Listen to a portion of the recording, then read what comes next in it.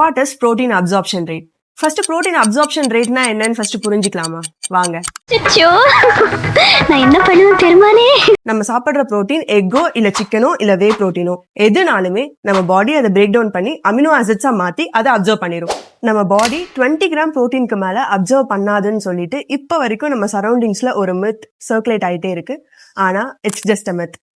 ஒரு கோடி நீ பார்த்த ஆமாப்ப ஒரு கோடி நம்ம பாடி ஆல்மோஸ்ட் எல்லா புரோட்டீனும் அப்சர்வ் பண்ணிடும். அது வேஸ்ட் ஆகிடும்லாம் இல்ல. ஆனா கரெக்ட் பாயிண்ட் என்னன்னா ஒரு டைம்ல 20 to 30 கிராம்ஸ் ஆஃப் புரோட்டீனை தான் நம்ம பாடி மசில் பில்டிங்க்கு மேக்ஸிமமா யூஸ் பண்ணும். ஸோ மிச்ச புரோட்டீன்ல என்ன ஆகும்?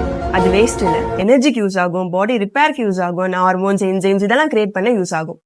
ஸோ இப்போ ஒரு டவுட் வரும், அப்போ 80 கிராம் புரோட்டீன் ஒரு மீல்ல சாப்பிடலாமா? சாப்பிடலாம், ஆனா அதுல ஃபுல் பெனிஃபிட் இருக்காது, எந்த பயனும் இல்ல. பெஸ்ட் ஆப்ஷன்ஸ் என்னன்னா புரோட்டீனை டிவைட் பண்ணுங்க, 3 to 5 மீல்ஸா சாப்பிடுங்க.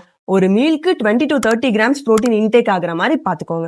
ஃபார் எக்ஸாம்பிள் சொல்லணும்னா இப்போ மார்னிங் வந்து எக் எடுக்கிறீங்க அப்படின்னா ஆஃப்டர்நூன் வந்து சிக்கன் எடுங்க. அண்ட் ஈவினிங் ஒர்க் அவுட் செஷன்ஸ்க்கு அப்புறம் வே எடுக்கிறீங்களா, நைட் வந்து ஒரு லைட் ப்ரோட்டீன்ஸ் வர மாதிரி எடுத்துக்கோங்க. இந்த மாதிரி லைக் ஸ்கெடியூல்டா இருந்தா பெட்டரா இருக்கும்.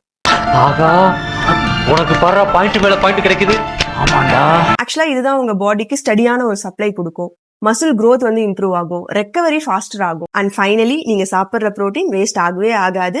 ஆனா ப்ராப்பரா ஸ்பிளிட் பண்ணி எடுத்தா ரியல் ரிசல்ட்ஸ் கிடைக்கும். நம்பி வாங்க, சந்தோஷமா போங்க.